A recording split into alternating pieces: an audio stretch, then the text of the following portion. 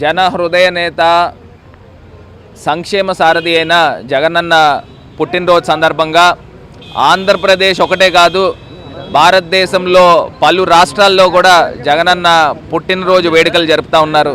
ఇవాళ ఒకటే అంశం చెప్తా ఉన్నా, జగనన్నని ప్రతి ఒక్క ప్రజలు కూడా గుర్తుకు చేసుకుంటూ ఉన్నారు. జగనన్న ముఖ్యమంత్రిగా ఉంటే ఇవాళ మాకు ఈ సంక్షేమం అందేది, మాకు ఈ పథకాలు వచ్చేవి అని మరి ప్రతి ఒక్కళ్ళు కూడా బాధపడుతూ ఉన్నారు.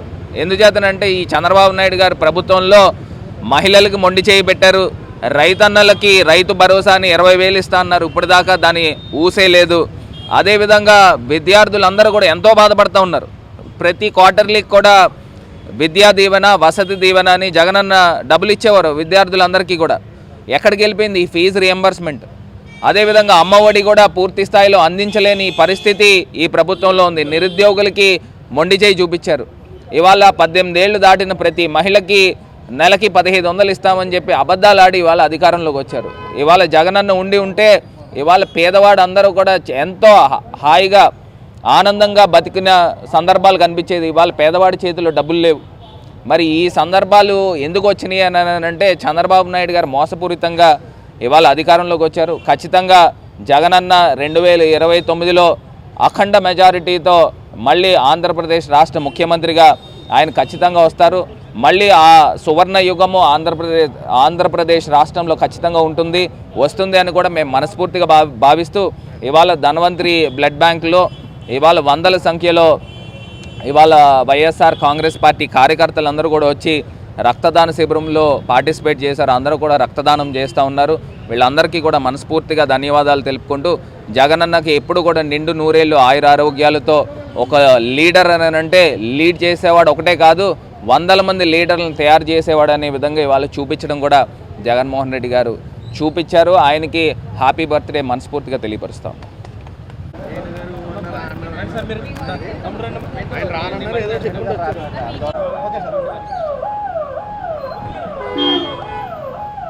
మరి ఈరోజు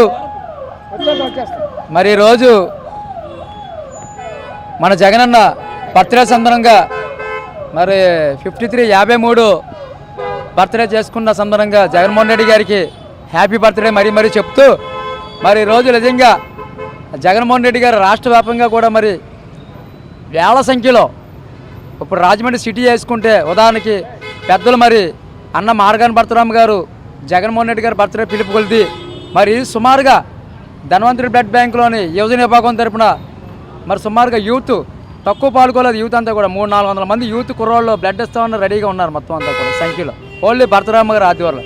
మరి ఈరోజు చూస్తున్నాం రాష్ట్రం పొజిషన్ చూస్తే ఈరోజు మరి ఏదైతే కూటమి ప్రభుత్వం వచ్చిన తర్వాత మరి విద్యా దీవెని కానీ, ఆరిశ్రీ కానీ, అలాగే గోరుముద్ద కానీ ఇవన్నీ కూడా తీసేసిన కూటమి ప్రభుత్వం ఇదంతా కూడా.